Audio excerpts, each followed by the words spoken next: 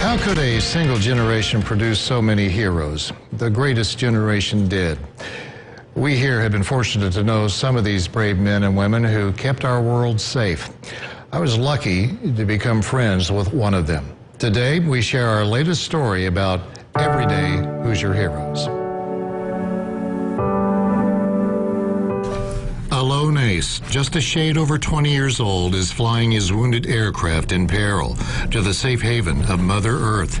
His name, Alan Garthright Sanderson. It's the middle of World War II in Europe. He enlisted in the U.S. Army Air Corps in 1942. It was a most dangerous time. Alan's beloved wife, Nancy, chose her words carefully when I talked to her to describe this man. Strong, dedicated, very faithful to his friends, loyal, and gutsy. Alan landed his hit P-47 that had wing damage and began his personal inspection of his beloved aircraft. He flew 118 missions piloting the P-47. Thousands were built in Evansville. He saw firsthand how the United States finally had no choice but to declare war. More than 60 years later, he was on board the honor flight of Southern Indiana to see the World War II Memorial and other monuments. His memory was keen on why he wanted to serve. We didn't feel it was a sacrifice. We felt it was just something we wanted to do. We didn't like the idea that the Japanese had attacked our country, and we would do anything to defend it. I was so fortunate to know this good man. Alan asked nothing in return for his brave service. He went to Air Corps reunions. He was very quiet about his work. I got information about him from many of the other guys that he was in the 57th Fighter Group.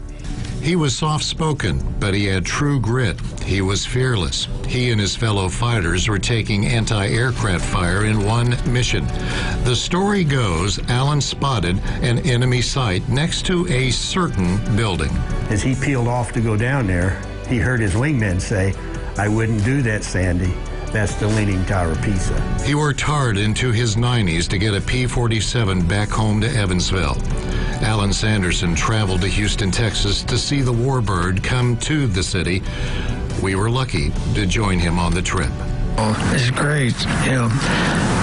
Didn't think much about the 47 after I got out of service for a while, but all of a sudden I was associated with the museum here, and trying to get a 47 to the museum has been a long 8-year challenge, and it's finally come to a close. Alan never lost his connection with history and shared his stories with young people.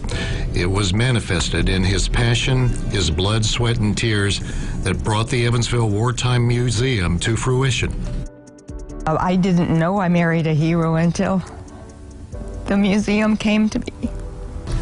We lost Alan Sanderson earlier this year. He passed peacefully at the age of 99.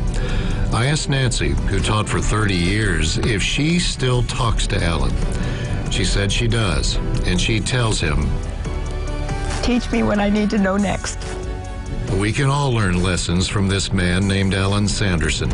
He was a role model then and now. Alan Sanderson was the real deal, an everyday Hoosier hero.